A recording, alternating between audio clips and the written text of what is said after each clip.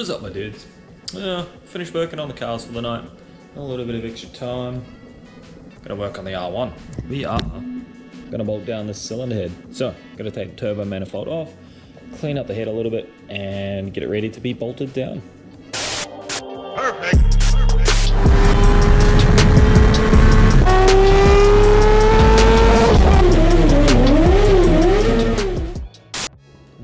So, as you can see, we got this big old turbski hanging off the side of it, and it's just natural progression. The next step.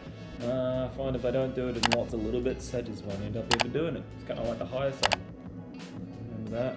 And, sitting in the other shed in pieces because didn't want to do little bits, just wanted to do it all at once, but never had the time. So kind of backtracked and don't want to do this with the R1, and I want to get back to the GD652 eventually after the R1. So, gonna pull this mani off. We have to take the head back off, just give it a quick clean, bit of compressed air and some degreaser, make sure she's actually properly cleaned. Thankfully, I've already serviced this guy before, it's all clean, ported, polished. FYI, 2008 Yamaha R1 4C8.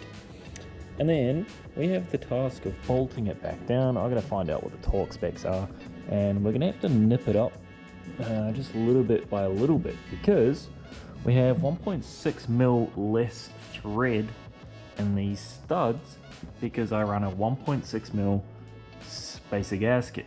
So we're going to have to do it very progressive, and by that I mean put all the washers on, put all our nuts on, and go but through the whole lot, crisscross pattern, all of that, and maybe 6 increments as opposed to the 3 that it likely is from the service manual. A little bit more time, but we want to make sure each one is biting down and torquing down evenly and effectively, and not squishing this gasket on a weird angle, or the new head gasket on a weird angle. And yeah, we just want to make sure she is good to go. Also, I noted some of these little bolts in here are a little bit crooked. Still bolted down. I think what's happened is it's like the OEM flange. When you bolt it down too much, it kind of pulls it down on an angle, so it cocks off to one side. I think I'm going to drill out the bolt holes. Drill them out. Some of them I've actually cut already just to make it fit a little bit nicer. So this one here, I don't know if you can see that. You'll see it when you get it on the bench. It's actually cut. I might do that to the others, but no, I won't. I'll just drill out all the holes so they're a little bit bigger. We've got the Speed Factory titanium little jobby here. So a little washer kind of cocks off on the side, which is alright. Might be able to just do this without that washer. This is actually for a B18C or B16A, B16B. This is a spare one I had floating about. Sometimes they give you 1 or 2 extra. Not too sure why, but they do. That's a bit better. Yeah, sick. So I'm probably just going to buy this kit. Little hex nut on the bottom. These are made out of titanium, and they do color up a lot more once obviously you get more heat through it. So this is kind of, I guess maybe they just like to display what it could look like. Once you get more heat into it, they do color up nice, but I do want to run the studs, mainly because I don't have bolts long enough. These are M8 bolts, stainless jobbies. Look good, hold in well, but they are too short. I want to run the stud all the way up to the top, and these just don't reach. And these are just pretty. They just look good. So let's get this mani off. I'll get back to you once this head's pulled. Realizing I'm probably gonna have to get a belt sander and invest in some new tools. So it's not too bad actually. Yeah, look at that. It's not bad at all. Oh, there's a little step there. So the center one seemed to be protruding a little bit more. This is the turbo manifold, obviously. A bit of heat went into it, and looks like I'm gonna have to get the belt sander or buy a belt sander and just kind of straighten all these out so they sit flat. And the same with this T2 flange. It doesn't look. There's a little bit of a bend in it. It's not too bad actually. Oh no, it is. Alright, so I'm going to have to get belt sander. We're going to have to flatten this surface and flatten those out a bit. That'll help it seat better. I did go ahead and buy a new exhaust gasket, boys. These crush down to suit. but I want to have it as flat as possible to start with. These sit inside, obviously the exhaust ports here, and my old ones are very well loved. I had the exhaust on and off a couple of times. No, you can see the head's clean, recently skimmed, but you can see old head gasket still on there, a little bit of carbon buildup on the fangin done.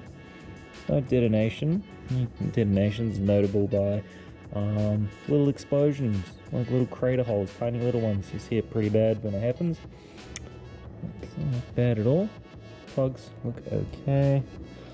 Might get new plugs though. Get some fancy iridium ones maybe. Close up the gap a bit for the old boost. Old spoolie boy. Oh, I'm going to get a razor blade. I'm going to clean up the face of this. Just scratch off all of this old gasket, clean her up, and then we'll take her over down here into the parts wash, which has some fresh fluid in it. Bloody good. Pull all this crap out, and yeah, give it a good clean. Oh, this is the old stud I was talking about. So I think that is bottoming out there. Oh no, still got some ways to go. There we go. Yeah, nice, Gary. That is way more seated. So I couldn't get it all the way with the manifold on because these holes here are exactly the same diameter as that little shafty boy just there, which you know, doesn't play well when these are slightly off center. Oh yeah, that's nice. That's nice and firm, nice and gazer. So anyway, scrape this stuff off.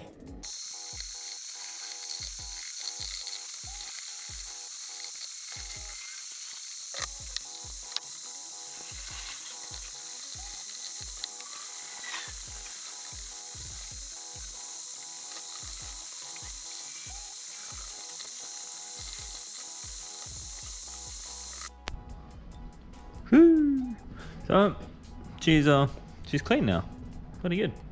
Everything's all buttoned up. I'll wipe out some of this excess water dripping out of there. But yeah, other than a little bit of water. So once I've finished in the actual wash bay down there, I always rinse these things off with water, especially aluminium. I think the cleaner that I use is pretty aggressive, and if you leave it sitting there, it'll mar and etch into soft aluminium, i.e. cylinder heads, and we do not want that. Do not want that at all. But she's cleaned up beautifully, so that's perfectly good to slap on the block now. We've got obviously the compressed air in here and blew it all out. Tried to roll out nice and good, so it should be bloody dandy. Now let's go take this guy and just slap it on. Head gasket's already on. We've got a dowels. Don't leave your cylinder head sitting like this anywhere because it'll probably fall over. And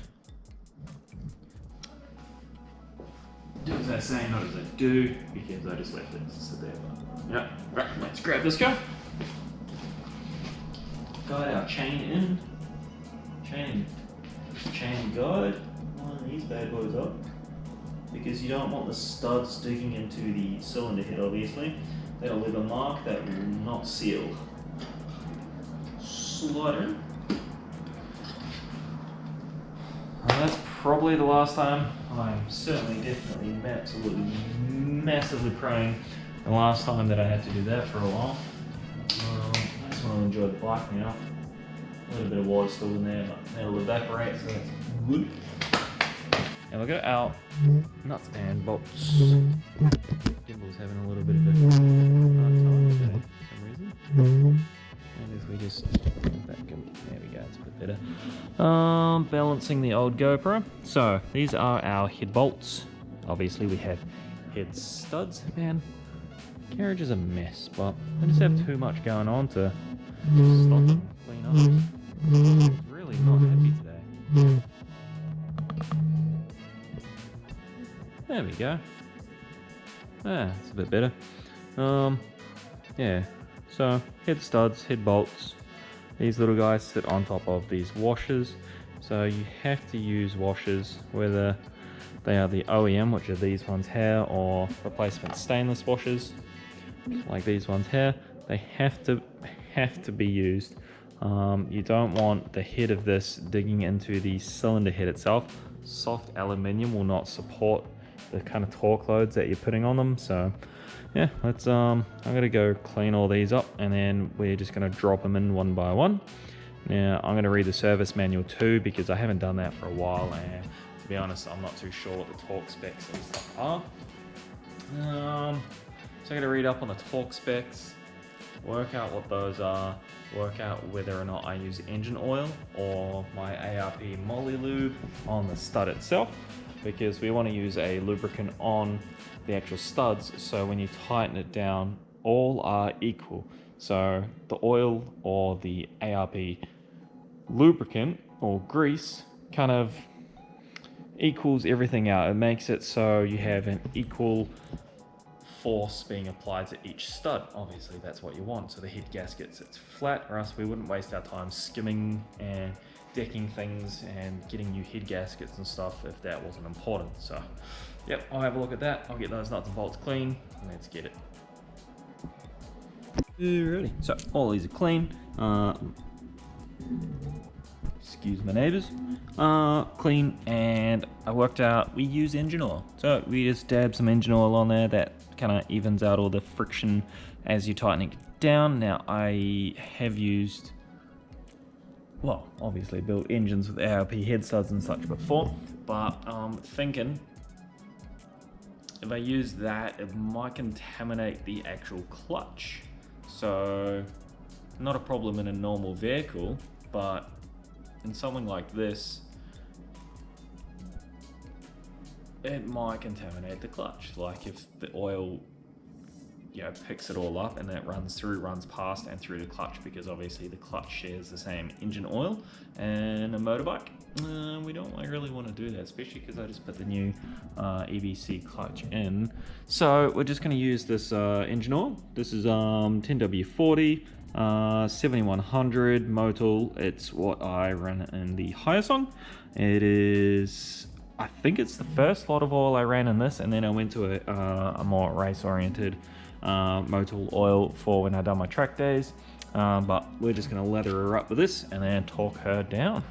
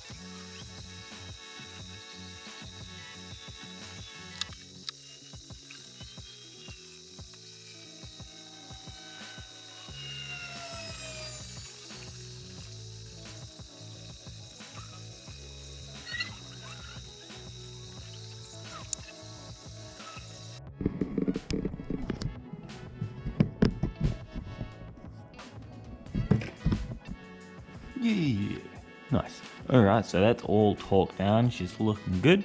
Got plenty of meat collected on the nuts here. So we have a 1.6mm spacer, and there's still plenty, absolutely plenty of thread that went on the actual stud. Good there. Timing and everything is looking good. Well, not the timing, but the chain and everything's come through perfect. Our actual gasket crushed down real nice, real smooth. It's good. No like warping in the gasket or anything down here. Nice and flat. So that's torqued down. So what I done anyway, these are the torque values that I wrote down because I'm kind of old school. So the cap nuts, shiny boys on the outside, 10, 25, 40, 55 Newton meters. Hex nuts, 10, 25, 40. Yeah, that's not really rocket science. Set your torque. Oh god, it's not a bruise. You know, set your torque gauge to that, and Bob's your uncle. Away you go. Get her done. Yeah. So next, I need to clean my garage. That's what I'm doing next. That's probably what I'll do tonight. Actually, I need to reorganize all of this, all of these parts. I went through and actually, as I was cleaning all the bolts, I cleaned my sump, and that turned out pretty minty. Both sides nice and clean now. Actually, this side was a bit nasty, but a lot cleaner now. We've got our new Cometic gasket here for it too. Well, it's used, but it's new, if that makes sense, from the last rebuild. You can see there. So that held up real nice, and I'll be able to reuse it. Chuck it on.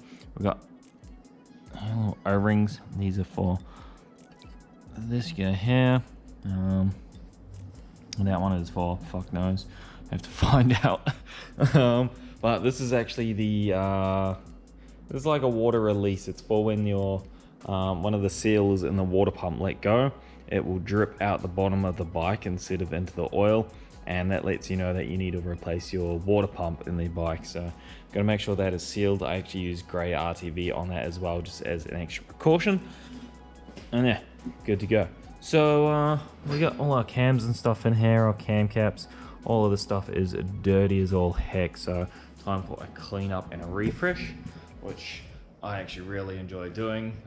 Getting it all back nice and schmick. I do need to get these into the wash bay as well, clean up these throttle bodies again, make everything good as new, just like the first time I rebuilt this. And every time, look at the size of this thing. Like the closer I get to finishing it, the more I realize what I've done. So yeah, anyway, next up is our timing cams. Excuse me, indigestion from dinner. Timing cams, that's probably the whole last next video, because we actually have to do our shims as well. So these little guys sit on top of the valve springs, and underneath in there is that little high spot on the bucket. And what we have here is all of our shims. So these usually have them written on it. I'll have to measure some because the writing's worn off. So what is that? That's 17.8 or 17.8 maybe. 173. Not quite sure how the measurement is done on these, but I'll measure these up. And I have bought a whole new Yamaha kit with all new shims for our buckets here that sit on top, and that is to finished work, I'm tired again. That is to adjust your valve lash. It's not as easy as like the Hondas and stuff, where on a Honda, I don't think I have one open currently, it's a nut and it's a screw. So you crack the nut, you adjust the screw, you put your feeler gauge in, feel where it's at, you tighten the nut, and you're done. It's way easy.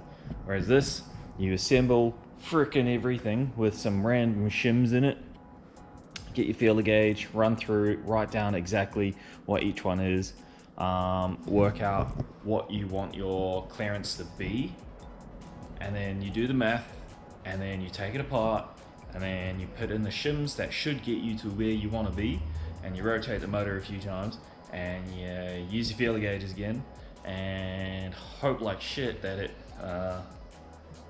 matches up to your maths and what you wanted it to be. And then if it doesn't, pull it apart, do it again.